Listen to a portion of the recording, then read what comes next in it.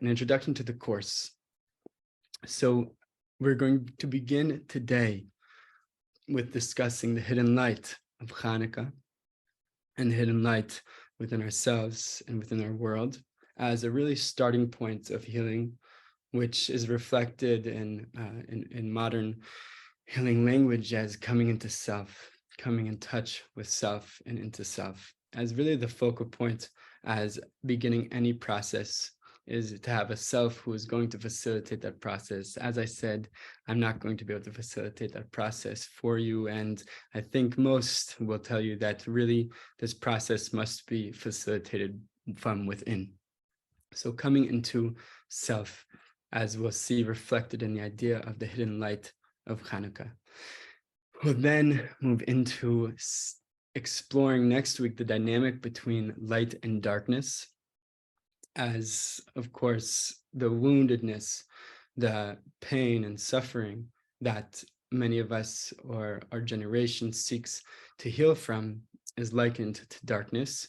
What is our relationship with darkness? How do we come into genuine presence with darkness, as opposed to simply trying to rid ourselves of the darkness, rid ourselves of the pain and the suffering, to have the courage and to have the presence to be able to encounter that darkness with love. In doing so, we'll then move on in the third week to find that really every piece of ourselves has a place. And we'll try to begin to do the work of hearing the different pieces and parts of ourselves and the different needs within that are being expressed through the challenges and seeming pains of my life. Behind every pain, every suffering, we'll discuss is a need. In class 4, we're going to focus on the idea of teshuvah, of coming into alignment, into connection, enlivening my ratzon, my desire. What do I really want? What do I really want my life to look like and to feel like? And how to jump on that horse of teshuvah. In the 5th week, in the 6th week, we're going to be assessing some modes of returning to self. Those modes of returning to self are split into 2 categories. One is in response to traumas or challenges that have befallen me from without. In the 6th class that have befallen me from within. Now, of course, this bifurcation is fallacy. Within and without are entirely interwoven and connected. But there's that which is triggered from without, and that which is really flowing from within. Shame, sadness, loneliness, as opposed to some of the challenges that we may feel from without. I'm not loved, I'm not seen, etc. That is a short overview of our process, and we'll begin that process with one additional step prior to our first class, which is, this is not, I think, like a regular series or a regular class, in that while we're looking to discuss this topic, I think many of us are also looking to heal, looking to have a healing experience, or at least take a step towards that process. Maybe some of us have been at other retreats, therapists, classes, series in which we've sought a sort of healing. And in that way, we're bringing ourselves. We're not just coming here to listen, to receive, but we're bringing ourselves. We're here to share, to work, to grow. And if we were doing this in person, we would be in an environment in which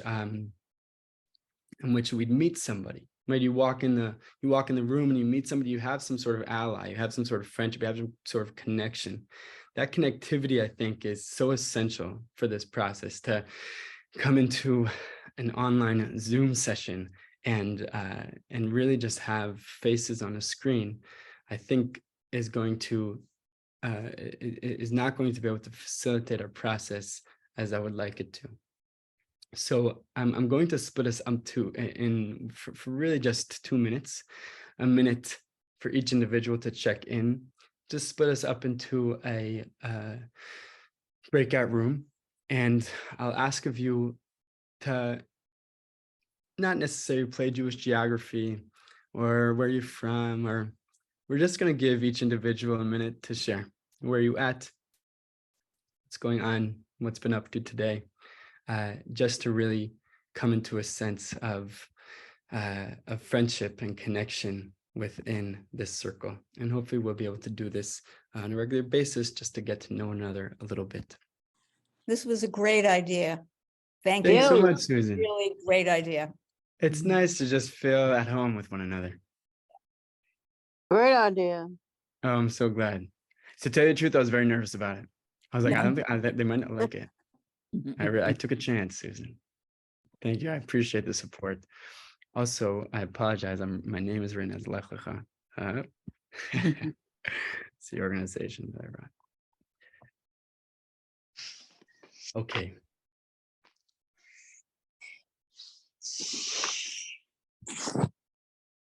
Wonderful. Diving in. I hope everyone feels a little bit more comfortable. I know I do. I had a minute to speak with my wife. I was telling her I'm feeling nervous. She said, "You're doing great." So I feel better. Listen to your wife. Okay. Okay. So we're going to begin by exploring just a single source of many that speaks about the healing nature of Hanukkah. I had wanted to deal with the topic of healing in any case, and it just happened to be that it fell on Hanukkah. And I said, well, let's try to connect the two. And it turns out that Hanukkah, I believe in my study, is the holiday of healing. I really, really believe it's to be true, and we'll explore that this week and into the next.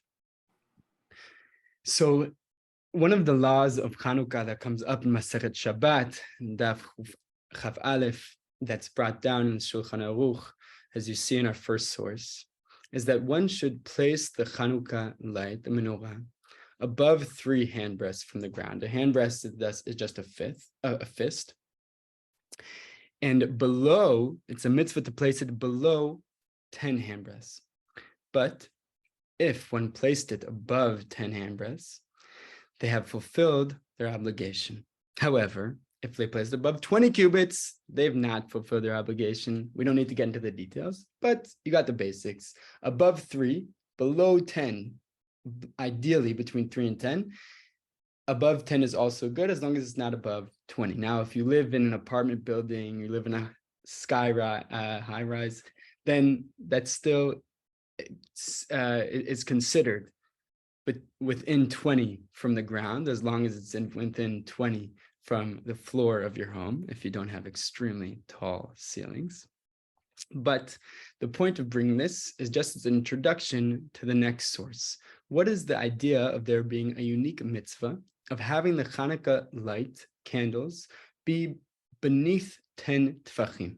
This is a source from Reb Nosson Breslov, student of Rabbi Nachman Breslov, in Likutei Halachot, Orach Chaim, the laws of waking in the morning. This is the fourth Torah and the laws of waking in the morning.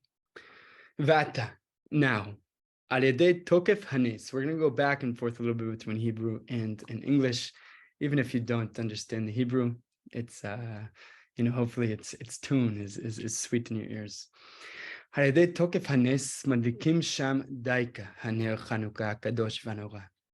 On account of the power of the Hanukkah miracle, we specifically light there within 10 tefachim, 10 handbreadths from the ground. This corresponds to drawing a perception of godliness through constrictions all the way down. These are called tzimtzumim, through constrictions.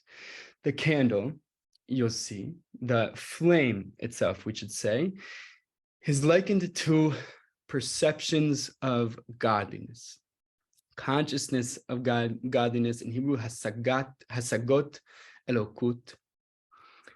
This godly perception, which I think we should not see as an intellectual pursuit of studying the philosophy of God. It's not a theology. Certainly, Rabbi Nachman was very, very much opposed to what he called chokhmot chitzoniot, which have a few layers, but one of its layers is philosophy that speaks about instead of speaking within, meaning studying something from without, from a distance, as opposed to really embodying and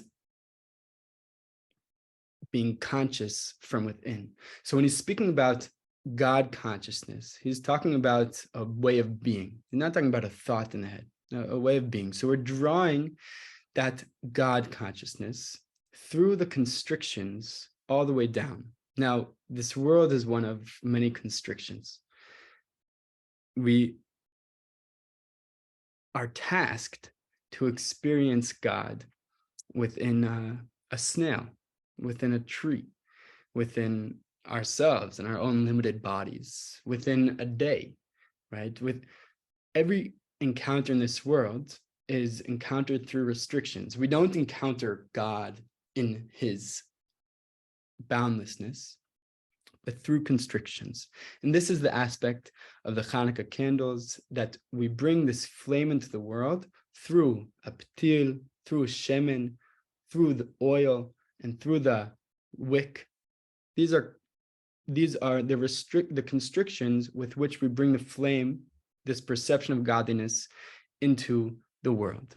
And not only into the world, but all the way down, beneath 10 tefachim, this low area of the world, this lowest of the low, in order to illuminate, Reb Nassan continues, in order to illuminate every single Jew who wants to receive it, even if he is the worst of the worst. Garua sheba bagruim, I think he says. Garua sheba garua. And even an individual confronting extreme mental illness. He literally is speaking about illness of the nefesh, chole nefesh, mental challenge. And we're not just talking about somebody who has who's schizophrenic, right? We're talking about all of our challenges and feeling a lack of belief in ourselves, feeling we're not loved, feeling I don't want to get up today. Whatever those feelings of chole hanefesh are, this candlelight is being brought to strengthen that place. Even if he can be illuminated with the light of a perception of godliness, thanks to the tremendous strength of the great tzaddikim who draw the power of the Hanukkah miracle into the world. Even he can be illuminated, even from that low place, even those aspects of ourselves, those elements of ourselves. We may not consider ourselves to be of extreme mental illness, but there may be parts of ourselves that are really quite broken, really quite wounded. Those parts of ourselves can find great strength in the candle of Hanukkah. Even on a weekday, one of the unique elements of Hanukkah, it's the only holiday, aside from Purim as well, that is on a weekday, right? There's no Chag, there's no Yom Tov, there's no Shabbat. It's in the middle of the week, celebrating Hanukkah. What is the word for weekday in Hebrew? Chol, right? What's the word for sickness in Hebrew? Chole, choli, sickness. Even on a weekday, even in the chol, when we cannot yet elevate malchut, lower wisdom, completely, these tzaddikim nonetheless draw the light of a perception of godliness through constrictions downward, even to the lowest level. Rav Nassan is speaking particularly about the role of tzaddikim in this process, individuals, righteous individuals who are able to draw down this light, this hasagat elokut, this God consciousness, this God way of being, this godly way of being into the world. But we'll see throughout the work of Rabbi Nachman and of Rav Nassan that any talk of tzaddikim can also be related to the aspect of the tzaddik within us. There's also within us an aspect of tzaddik. There's within us an aspect that is able to draw down this godly perception. So these tzaddikim, or these aspects of ourselves, are able to draw to the lowest levels. For the great power enables them to shine even into those at the lowest level and to heal even the most ill. And particularly in this Torah is talking about the mentally ill, which equates with kindling the Hanukkah lights below 10 handbreadths. This is by way of introduction.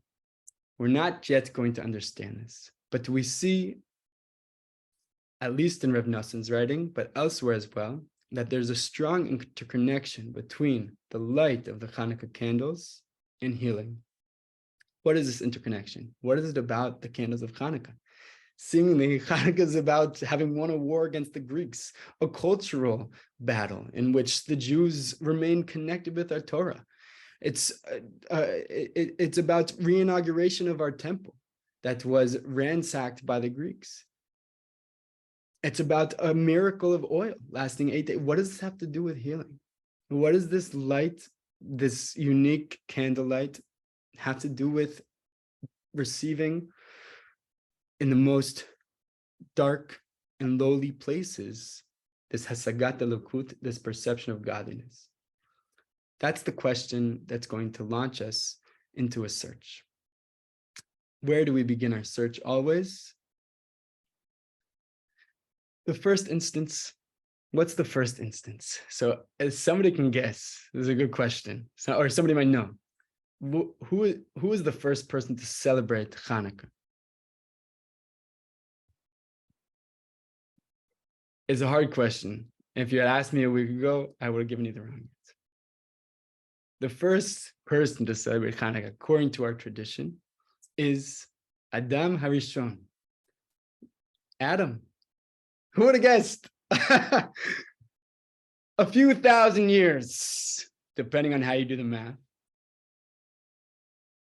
before the Hanukkah miracle, Adam celebrated Hanukkah. What are you talking about? Let's see.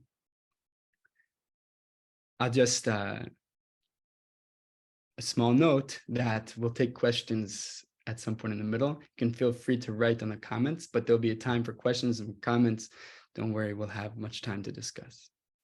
So there's a fun and wild story in Masechet Avodah Zarah on Daf Chet.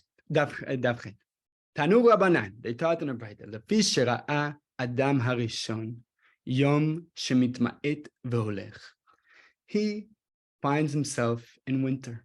Ooh, it's getting chilly, probably not snow on the ground. I think he's in Mesopotamia. But he sees that the days are getting shorter. Amar oili shema bishvil sarachti olam chashuch ba'adi. He says, maybe because of my behaviors, because of my actions, because of my sin of eating from the tree of good and evil, the world has become dark because of me, and it's returning to chaos and disorder. Whoa. Listen to this guilt that Adam is feeling. I messed up. The guilt is still on him. Maybe it's months later. It's now in the middle of winter. He's feeling a deep sense of guilt and shame. Maybe because of my mistake, the whole world's going to end. וזוהי מיתה שנכנסה עליי מן השמיים. עמד וישב 8 ימים בתענית ובתפילה. Maybe this was the death that God had sentenced upon me from heaven. So he spent 8 days in fasting and in prayer. But just a few days later, once he saw that the season of Tevet, the winter solstice, if you can continue down, Michal, had arrived, and he saw that the day was progressively lengthening after the solstice. He said clearly, the days become shorter and then longer. And this is the order of the world. Gewalt. This is just the way the world works. It's not my fault. I'm not guilty. The days begin to lengthen. And indeed, Chanukah is right on the winter solstice, in which the days shift from diminishing to lengthening. He realizes, I'm not guilty. I don't need to feel shamed. I'm okay. It's the way of the world. Upon the next year, he observed, He went and observed the festival for 8 days. Upon the next year, he observed both these 8 days on which he fasted on the previous 8 days festivities. He, Adam, established these festivals for the sake of heaven. Okay. Fun.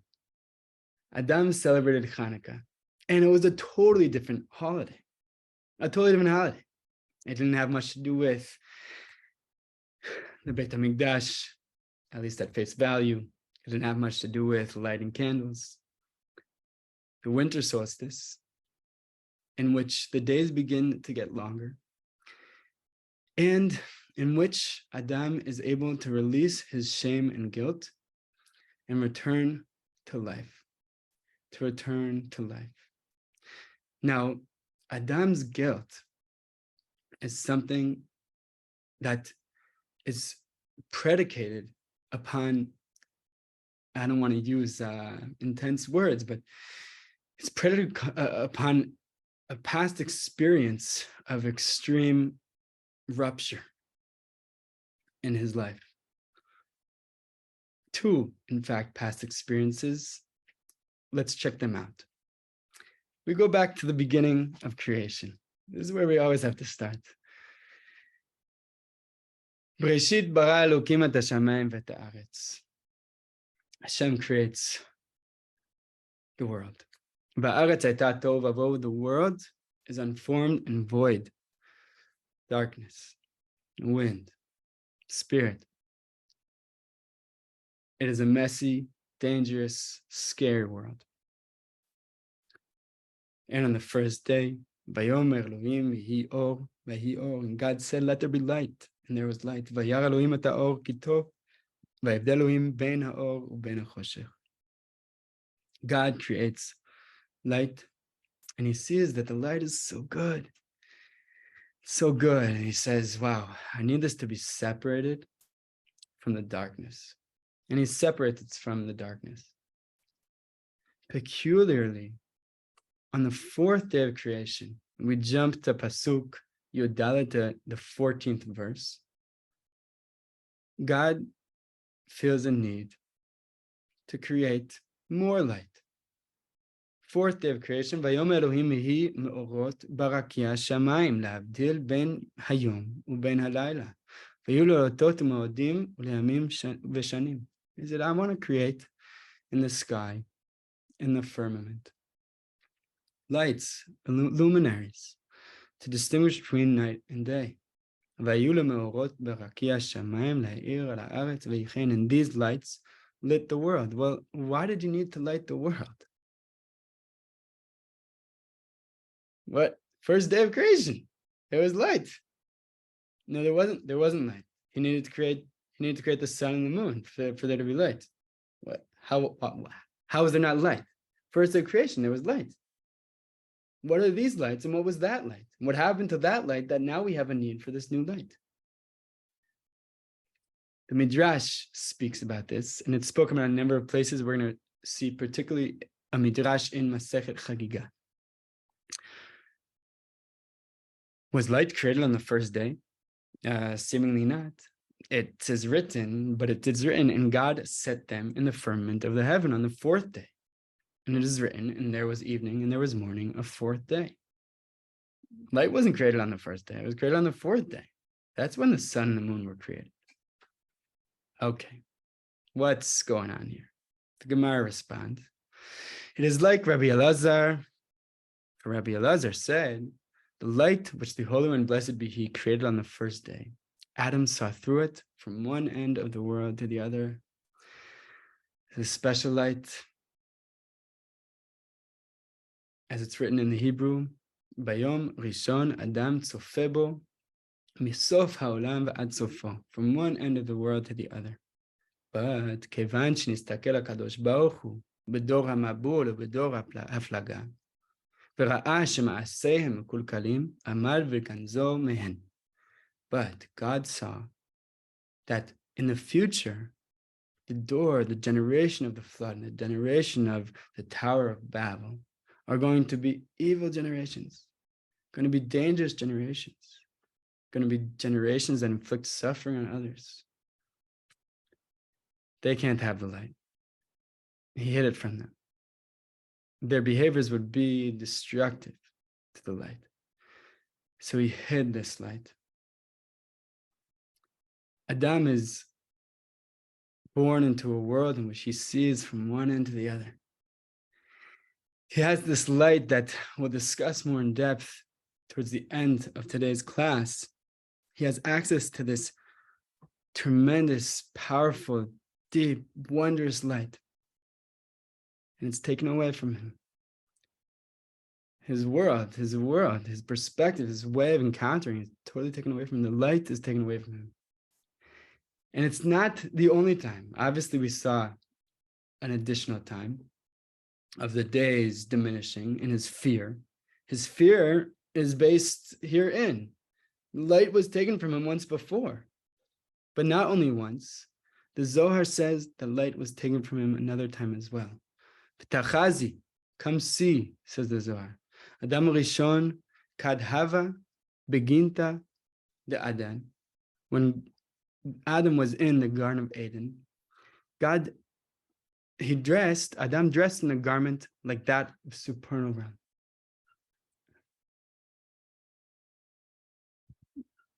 He dressed in a garment like that of the supernal realm. This is a garment of the supernal light. This light that Adam looked through, the light that was created on the first day, that Adam saw through from one end of the earth to the other, was not only this lights, this telescope, these glasses. It was his dress. It was his body. Since he was exiled from the garden, he required, Susan, good call. We're about to come to it. Since he was exiled from the garden, he required worldly materials. As is written, and Hashem Elohim made from Adam and his wife garments of skin and dressed them. There's another light that was taken away from Adam. Whose light was it? His own light. He was light. He was light. His whole self beamed. His whole self shone forth. And it was covered and dressed in clothing of skin, clothing that limits, clothing that protects, as we'll see in the next class, the essential, important, good quality of the skin. The skin is important. It's important in this world to be dressed. But for Adam Harishon, for the first being, and for us too, it is also deeply rupturing, painful, wounding to have our light covered. And Adam, who's experienced this twice, his internal light and the light without, taken away from him. He's scared. Maybe again it was my fault. This light is being taken away from me once and for all. And this, dear friends, is the light of Hanukkah. This is the light of Hanukkah. As Susan shared, this is Or Haganuz, the hidden light that is the light that we're lighting on Hanukkah. Let's go down, Michal. We'll have time for questions pretty soon. The Midrash teaches that this light, this primordial light that was created on the first day of creation, was in the world for 12 hours. Now, it's important to understand that, and we won't go into it, but the first 5 days of creation, in many perspectives, were preparatory for the actualization of those commands, of those creations on the sixth day. That the actualization of those creations actually came on the sixth day. So the assumption of this midrash is that that light of the first day started to shine on the sixth day. Okay? So Rabbi Levi teaches in the name of Rabbi Zera, this primordial light shone in the world for 36 hours, 12 hours on the sixth day. I apologize, it says 1, on the sixth day of creation, another 12 on the eve of the seventh day of creation, and a final 12 on the following day, on the day of Shabbat. Until right towards the end of Shabbat, Adam sinned, and they were exiled from the from Gan Eden. And that is when the Midrash understands it, that light was hidden. What is unique about the number 36? Why is it important that the Midrash is telling us?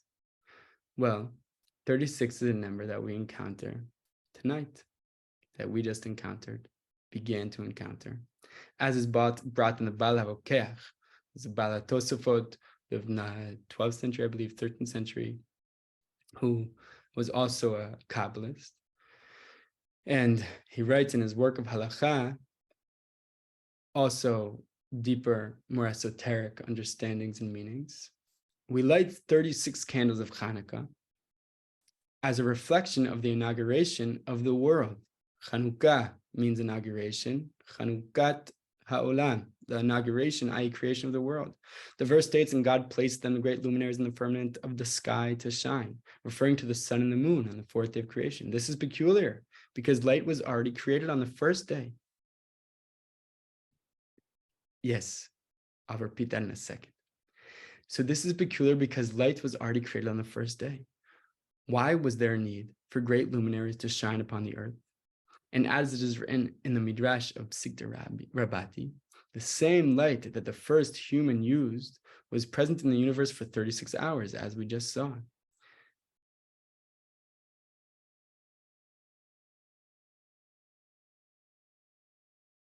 Okay, so we won't go over what we just read again, but we see that the Baal HaRokeach writes that these 36 hours in which the light was shown is reflective of the 36 candles that we light on Hanukkah.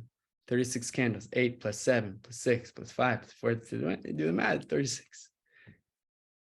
These 36 candles are the 36 hours of the Or HaGanuz, of the hidden light, drawing it back in to the world around us, drawing it back into ourselves, returning to the state of Adam Rishon, of the first Adam, who lived in a fully light world, from without and from within. Mom, you asked me to go over the Midrash again.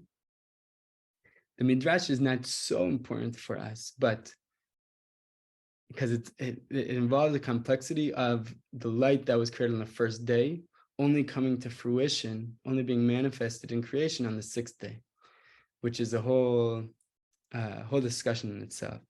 But in essence, the Midrash assumes that light that was commanded on the first day, that was spoken into life on the first day, only actually was manifest on the sixth day. It was in the world on the sixth day for 12 hours. Then in the eve of the seventh day of Shabbat for 12 hours. Then the day of Shabbat for 12 hours. Now that's 24 hours. But we know that Shabbat lasts for 25 hours. And that is the hour in which Adam sinned and was exiled. And the light was, nignaz, was hidden away. Implied in this midrash is also that it was the sin of Adam that caused this light to be retracted. Either way, we know that it's sin, whether in Adam's generation or thereafter, that, oh, very nice, Yiska. We're about to see that. Beautiful. So, oh, yeah, Yiska, I forgot to mention that the or, kutnot or, that the light, there's a play of words that we saw above, that the light with which Adam was originally garbed turned into or, which with an ayin, which is skin. So the or with an aleph turns into an or with an ayin. Light transforms into skin, and it becomes clothed in skin as opposed to light. So this is the light of Hanukkah. It's brought in a number of other ways. Michal, you can continue. We won't see it inside because it's unnecessary, but the Bnei Yisrael says this is why this month is called Kis Lev, Lamed Vav, numerical value 36. Kis is a pocket, that which holds. This is the month that holds the 36. This is the month that holds the power of coming back in touch with our essential light, in the essential light of this world, the essential light that is beneath our clothing of skin, and the central light the essential light that's constantly being poured out on us from God, but is now hidden. How do we rekindle this life within? This is the key question. I apologize. The English here was not transferred to. I didn't write me. This is Mishlei. This next pasuk. Mishlei, we see a pasuk. Ner Hashem, ner Adonai, nishmat Adam, chopes kol chedre baten. The soul of the human is the candle of God. The pasuk says in Mishlei. The verse says in Mishlei in Proverbs, revealing all our innermost parts. How do we come to a sense of deep belief that our innermost parts are being lit with a candle of God, a candle of God. That is our soul. And it lights up with love and compassion, all of our parts, all of the aspects of ourselves, all of our failings, all of our wounds, all of our challenges. The soul of the human is the candle of Hashem. This essential first step towards healing, the essential first step of, just one second, of coming into touch with ourself is what's described in a modern, recent, contemporary form of psychotherapy called internal family systems, So internal family systems, which was started by a man named Richard Schwartz, a Jewish man, but I brought excerpts from a book written by Jay Early, and he writes, usually when we become aware of a part, and parts in IFS, internal family system, parts are elements of ourselves. We'll discuss them more next week. But as I become aware of feelings in myself, maybe feelings that I'm comfortable with, behaviors, maybe behaviors that I'm comfortable with, that I'm not happy about, that I'm not proud of, that I want to change, the first thing we do is evaluate it. Is it good or is it bad for us? If we decide it is good, we embrace it and act from it. If we decide it is bad, we try to get rid of it. We tell it to go away or attempt to bury it. However, this approach doesn't work. You can't get rid of a part of your psyche. You can't get rid of a part of your psyche. You can only push it into the unconscious, where it will continue to affect you without your awareness. If we don't encounter, embrace, with compassion, all of the parts of our psyche, they will continue to be a part of us unconsciously and will affect us without our awareness. In internal family systems, we do something altogether different and radical. We welcome all of our parts. We'll discuss that again more next week. With curiosity and compassion, we seek to understand each of them and appreciate its efforts to help us without losing sight of the ways it is causing problems.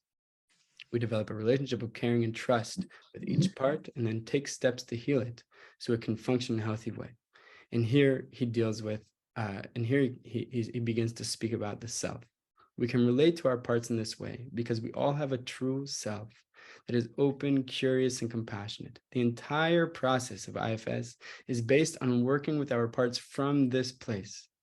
The entire beginning, the most essential work in trying to embark on a process of healing is coming into self, knowing that I have a part of me. I have a part of me. I have a part of me that was in the Garden of Eden prior to the eating of the apple. That's all light.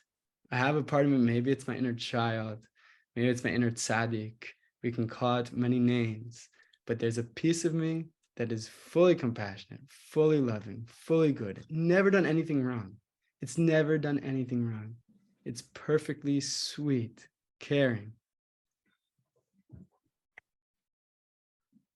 When we relate to our parts with compassion, so Michal, let's keep going down a little bit.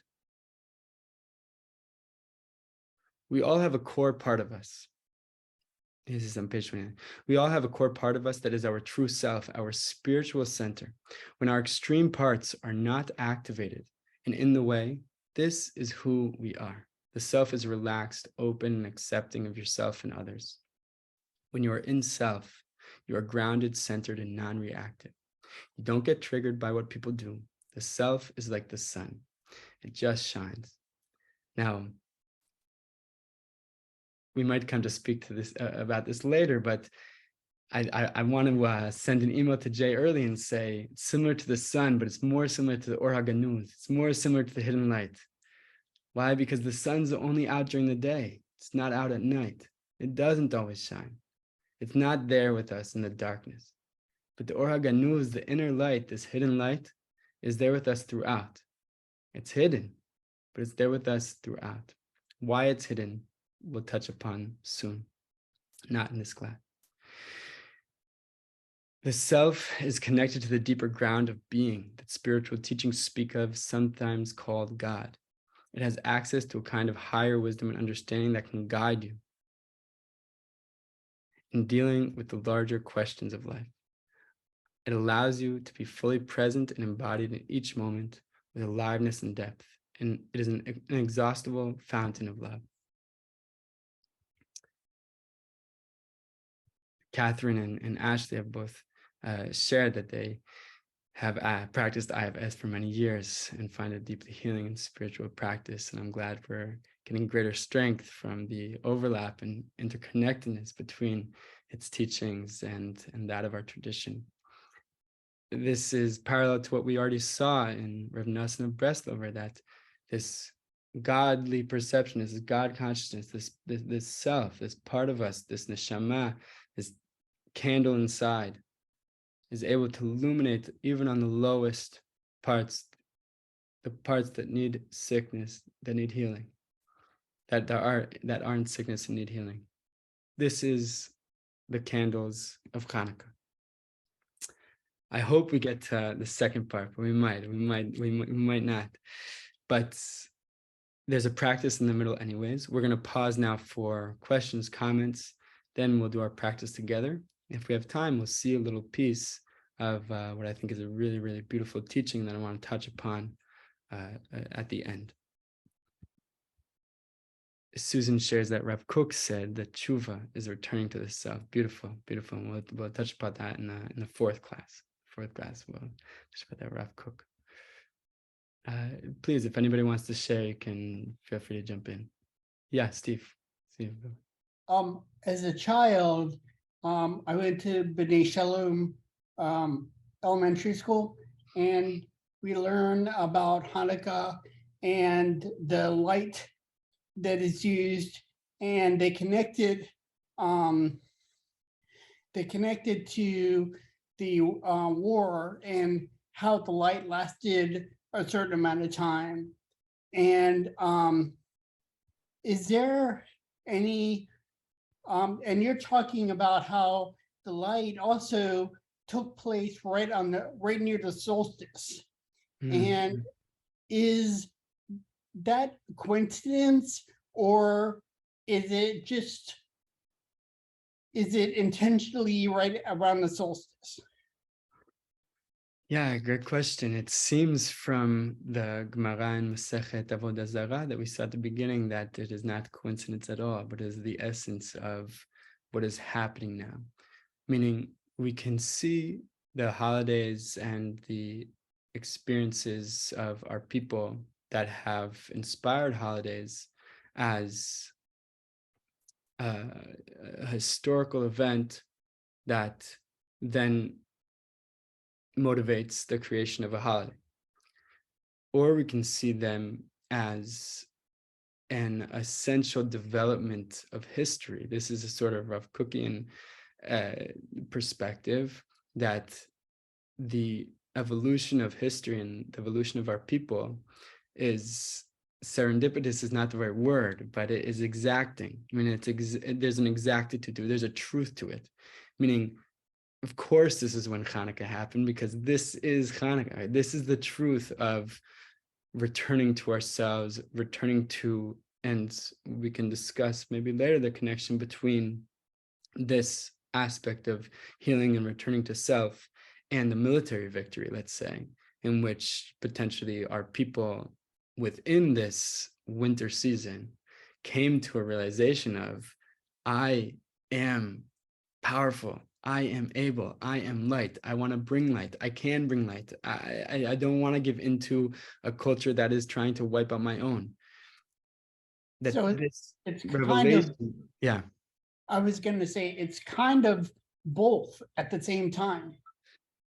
it's kind of both at the same time. That's true that's true of everything. I feel like everything is really both at the same time. Absolutely. Yeah, Steve, thank you for sharing. Okay, thank you. Rachel, please have open. Yeah. I was just thinking, I don't know Hebrew, but you had mentioned that the constrictions, the 10 constrictions are called Tzimtzumim or something like that. Yeah, exactly. And it just occurs to me that that whole Kabbalistic idea, obviously, of the light being so strong that it shatters the vessel and that then the sparks are contained in the husks it's almost exactly what you're talking about. It's just from that lens. I don't know if there's anything else to say about it, except it just occurred to me and it's kind of cool. Absolutely. Absolutely beautiful. Thank you for bringing that in, Rachel. I'll just explain for a second for those who aren't familiar that there's a Kabbalistic understanding of the creation of the world. There are mashal, parable for the, is that right, Mom? Yeah, I was going to say analogy, since similar. Yeah. Analogy for the creation of the world, in which God's light was so overpowering that at every stage of creation, it shattered every vessel that attempted to hold it, or that was created in order to hold it, until eventually, the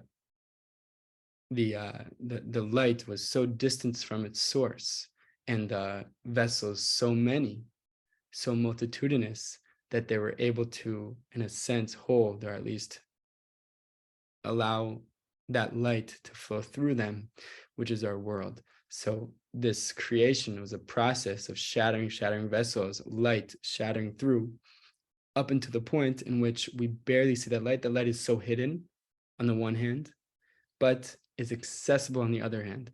And that's what we're going to discuss next week, is the importance and value, in a sense, of brokenness, of bringing a broken vessel, because only as a broken vessel do we actually have the opportunity to encounter that light. Vessels in this world are inherently broken, as Rachel's saying, that to be in this world requires being a broken vessel, because the breaking of the vessels is what created this world. And that is what allows us to encounter, because we're distant enough in our woundedness to be able to have that light flow through us without being overwhelmed. Yeah, thank you, Rachel. We'll touch upon that more next week, hopefully. Yeah, Rona, am I pronouncing that right? Yes, perfect. Thank you. I am so intrigued by this first light, and the connection that you're making between first light and Hanukkah light. And so I'm just thinking that as we light the Hanukkah candles, we could try to almost visualize that first light, which is almost impossible. I mean, obviously it's impossible to do, but you could try to imagine it. Absolutely, Rona. I think you're touching upon something that is extremely important. The Torah is so wide, so I don't know what we'll be able to, how much we'll be able to bring in this course. Maybe we'll turn into a 10-part course. But the role of imagination in bringing that which is impossible to possible, possibilizing, if that's a word, the impossible. Good word.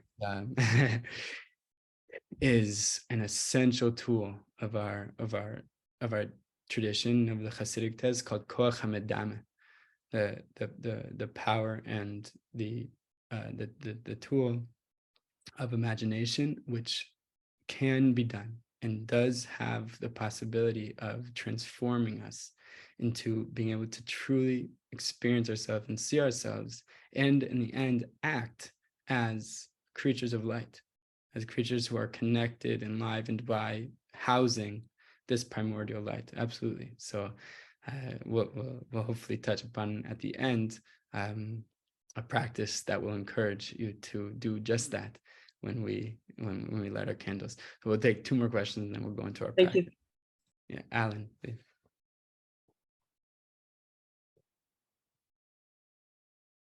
Hi, Hey, good to see you, Alan. I'm fascinated by the idea or concept that Adam and Chava were pure light. They eat from the tree, and then God makes clothes for them out of their skin. Yeah, So I'm kind of, yeah. how did that happen? Uh, Must be a long story, but I just kind yeah, of, nor do I know the answer. How did that happen? or Yeah, maybe it's a midrash to be written yet. yeah. I think we'd have to ask some Kabbalists how this happened, how this light was covered up by skin, and what it. But I think to on a certain level, Alan, we can understand it in our own lives. How even though we're not, obviously we don't start out in this world as pure beings of light, but we start in this world in a state in which our light is a lot more revealed, and then our skin gets harder. Now, obviously in a metaphorical way, but I think we all experience it. That how does it happen? Our skin gets hard. Skin gets hard. We develop protectors, we develop defenses, and we need those defenses. And God gave our original human defenses and protectors in order to be able to protect that light. And I think that's the key transition that we'll try to go through next week, is that the covers and the defenses are not squashing our light, they're protecting our light, and they are actually the access point to our light. That's going to be the key teaching next week, is that the defenses are not covering the light, they are actually our access point that allows us to have a vantage point, a unique perspective that can encounter that light. In a measurable way. Okay, Mom and Dad. It's going to be mine. I just wanted to go back. I heard it. We heard it in another context recently from Avodah Zarah, that idea that when the Adam first experienced the winter solstice, Right. his immediate feeling was of guilt. I must have done something wrong. And I think it's just so interesting. Here Adam had only lived for a short time and wouldn't have necessarily had very sophisticated emotions, but the emotion of guilt is one of the first things that that Adam experiences and feels, and it's a natural thing. On the one hand, it makes a lot of sense, because who else's fault could it be? He's the only one alive, right? Or maybe Chava, I don't know yet, but I think that in this world today, obviously humans are very, very capable of feeling that same guilt, even though we're not the only ones alive. We still assume often when things happen that it must be our fault. And the opposite extreme, also the opposite also is true, that we don't necessarily take responsibility for things because we think we're only one minute part of the problem. So how could we possibly be responsible or make a difference? Right. Which is probably the other side of that same coin, is I feel guilty, but I don't want to feel guilty, so I blame.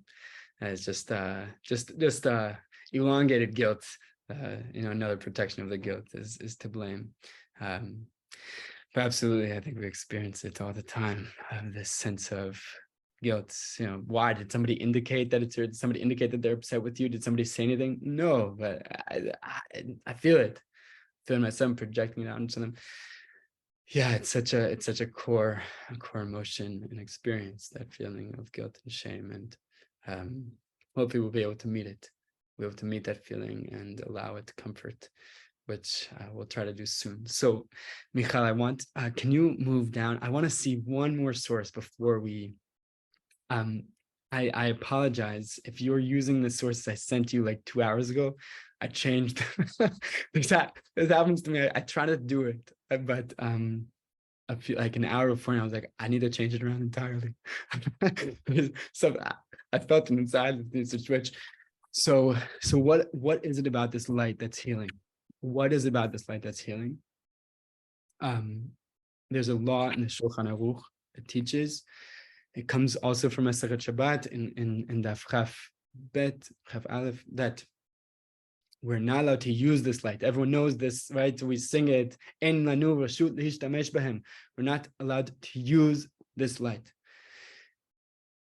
That is the key healing quality of this light. You're not allowed to use it. It's the aspect of ourselves that has no purpose. It's the aspect of the world that has no goal. I mean, it's the acts of ourselves that we can't try to manipulate for some sort of end. It's the end itself. It is the end in itself. It can never be made a means.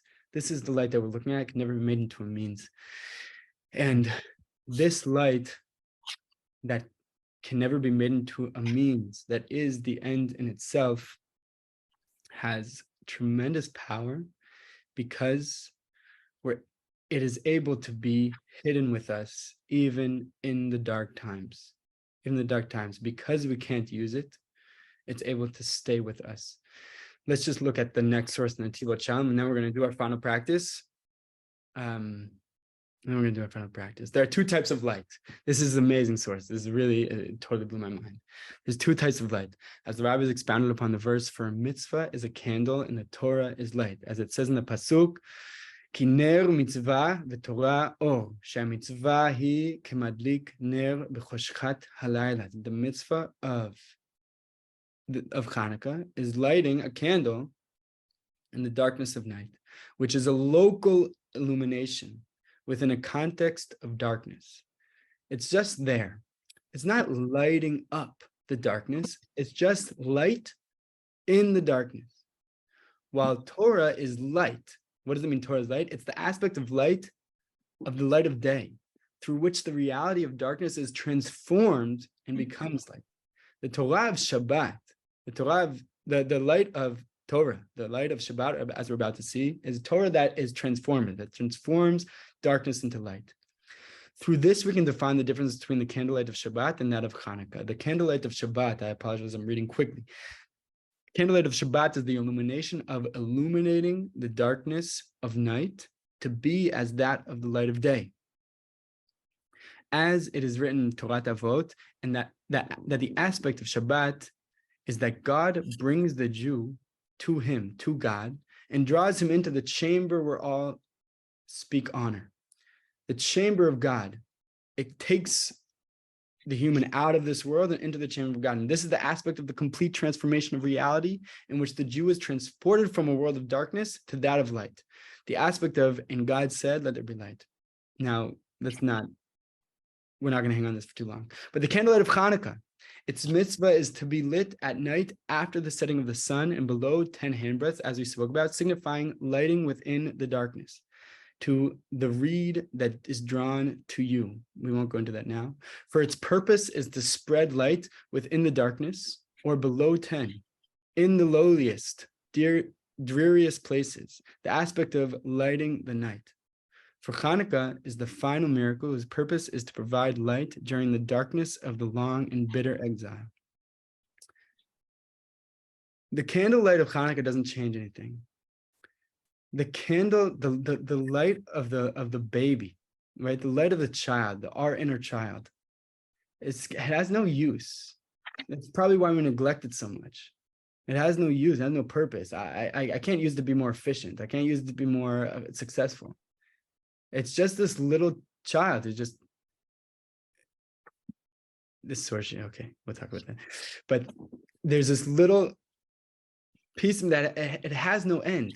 It's just there with us. It's there with us throughout our hard times, throughout the exile, just reminding us that we're still connected, that we still have this light within us, that I'm still pure, that I'm still good, that I'm still so precious and loved, that God is with me. So with that I believe is the power of this light that the Netivot Shalom, the Slonim Rebbe of the last generation speaks of.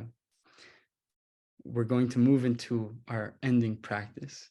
I hope Michal actually below, I apologize. Okay.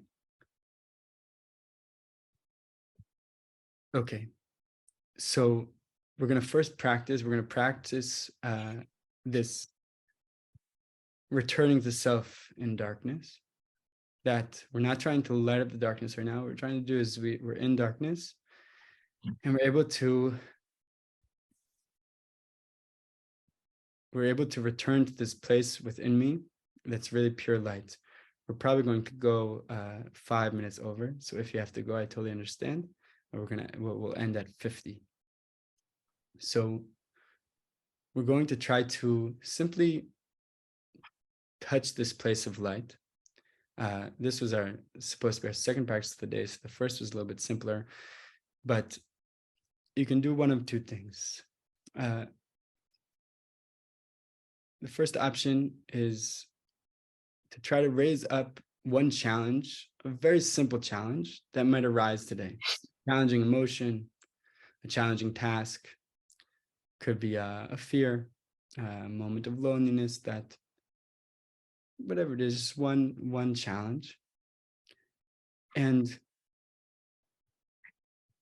once you sit with that challenge for a moment, just try to return to a sense of kindled flame within my heart. So the focus is on a kindled flame within my heart. And we can bring up this challenge and return to see that this kindled light is still here. The focus of the practice and the simpler version is just to focus on this kindled light. And I'm going to say a few things as you do so. And you can focus on my words, you can focus on those words fueling that inner light. So find a comfortable position. Put your feet on the ground. Comfortably have your back sitting up straight. Raising up the head and the neck. Breathing through our nose, out through our mouth.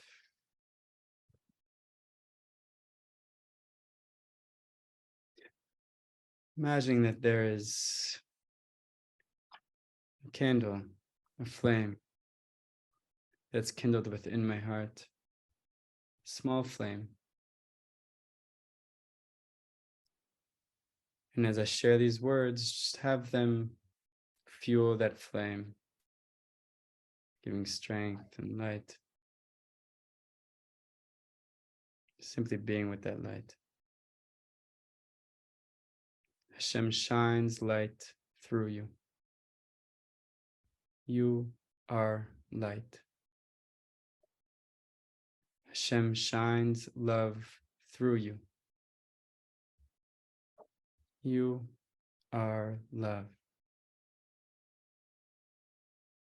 Hashem shines hope through you. You are hope. Hashem shines light through you. You are light. Hashem shines love through you. You are love. Hashem shines hope through you. You are hope. And let these words continue to fuel that flame and let it grow. Coming to imagine that you are holy light. Light shining forth. Light of goodness, sweetness, of love. The hidden light of the first day of creation shines through you.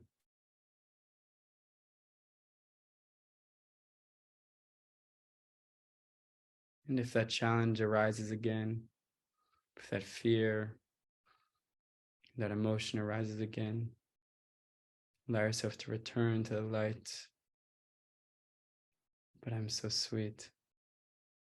But I'm light. I am love.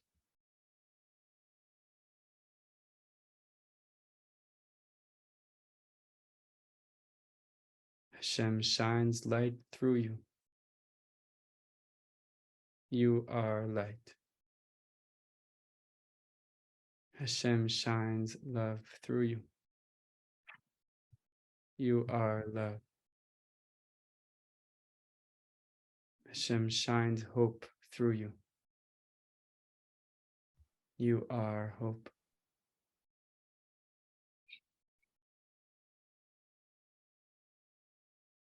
As you light and stare into the Hanukkah candles this week, I encourage you and invite you, take 1 minute to look at that light and let it reflect the light within you. And to share these words with yourself. Hashem shines light through me. I am light. Hashem shines love through me. I am love. Hashem shines hope through me. I am hope.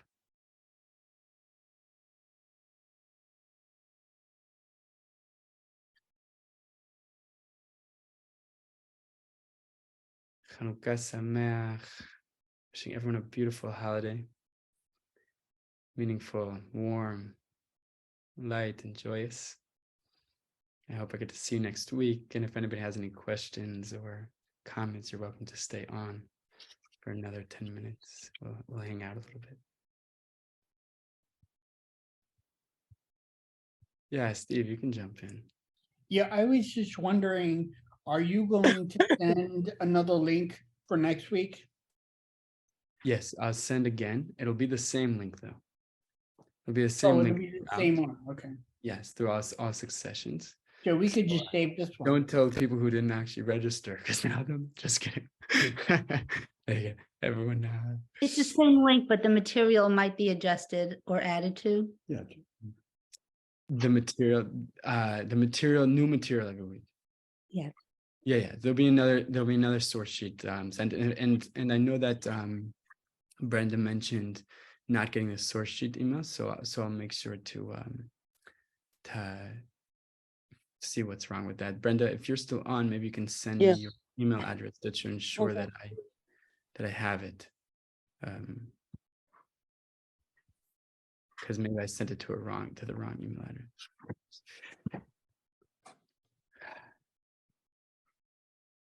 Thank you for today.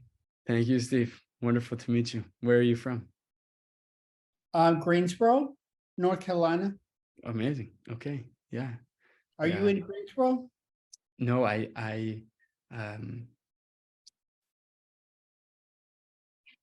Graber. Is there a Graber family, Rabbi Graber? No. Okay. We Somewhere. do have a Chabad here. Okay. Interesting. Okay. Very nice. It's nice to meet you. Steve, it's good to see you. Do you know of a good place to find a transliterated prayer for the lighting of the Hanukkah candles? I'm sure that there's one on Chabad.org. Okay. I'd imagine. Yeah. Okay. It's nice to meet you. What is Brenda? Yes. Nice to meet you, Brenda.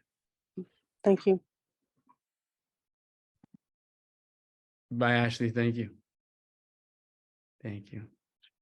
Okay. Thank you for today. Tonight for you, I guess. Oh, thank you. Thank you, Brenda. Thank you, Steve.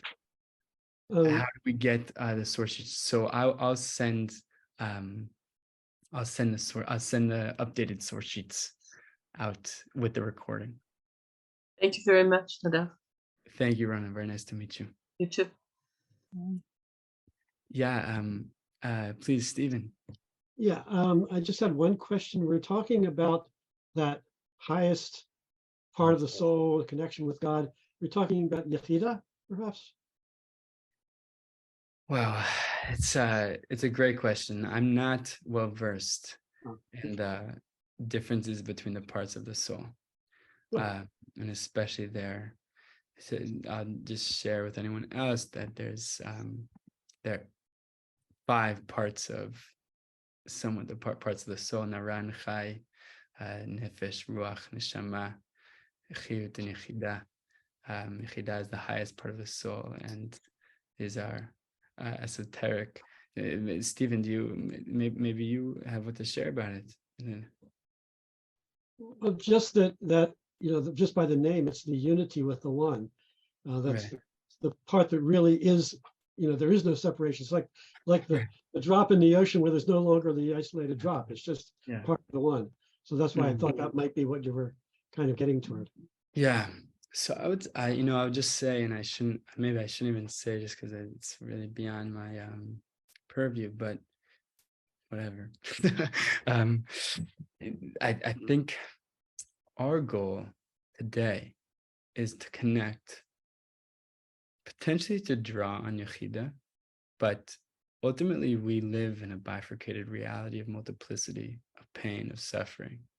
And as we're going to talk about more next week and the following, our real goal is to draw exactly what Reb Nosson said, is to draw through the Tzimtzumim, that light, maybe the light of Yechidah, down to ultimately Nefesh, ultimately our embodied reality, our reality within this world. And that is, from my understanding, the goal of Hanukkah, and in many ways the goal of creation, that God could have just left us in a world of Yechidah, and none of us would have ever experienced pain. We would just be in the endless, infinite light of God forever.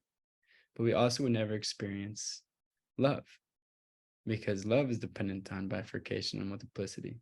Never experience connection, never experience the wonder of God, because we wouldn't have any ability to, we'd be an angel, right? We'd just be angels who have no free choice. They don't have an identity and otherness with which to meet. So certainly, I think potentially we're drawing upon that place, but our goal is to draw it down into this, and to experience the light here, experience that sense of, even though I'm in a world of separation. The Gemara says, I'm sure you're familiar, that Tov la'adam shelo nivra ma'asher nivra. It would be better that, I think Tov is the word. It would be better that we weren't created, that we just stay in Yechidah, right? It's better that the human wouldn't be created than that we're created. Our creation is one of tremendous suffering and pain. But Noach, oh my gosh, I apologize. It's not Tov. It's not Tov. It's key that it's not Tov. It's Noach la'adam shelo nivra ma'asher nivra. It would be more comfortable for the human never to have been created. More comfortable. It would probably be more comfortable if we never got married, if we never had children, right? We can understand this world. Childbirth. Thank God my wife is 8 months pregnant. Mhm. It's a little scary. It's our first, it's not a shame, but it's Noach a lot more comfortable to not have children, to not go through all the heartbreak, not go all the pain, to not have relationships of love, because then you can lose that love. Never mind being in this world in which we have to fear death. We might as well just not be in this world in the first place. But for some reason, all of us know that it's worth it. That what we're looking for this world is not comfort, but we need to come to a place in which we're not overwhelmed by the pain, such that we can truly, that we're not suffering from the pain, that we're able to be with the pain, and to be able to see the light within it, see the connection within it, see that we're not alone within it, see that even within that we're loved. That'll hopefully be our process together. Thank you. That was beautiful. Thank you, Steve. Yeah. Thank you for bringing the integration of healing and prayer and Judaism. Love it. Thank you, Catherine. I'm so glad. Where are you, Catherine? I'm in California, Bay Area. Beautiful. It's great. We can be together from all over the world. Yeah, it's so fun. God created technology. It's fabulous. It's really cool.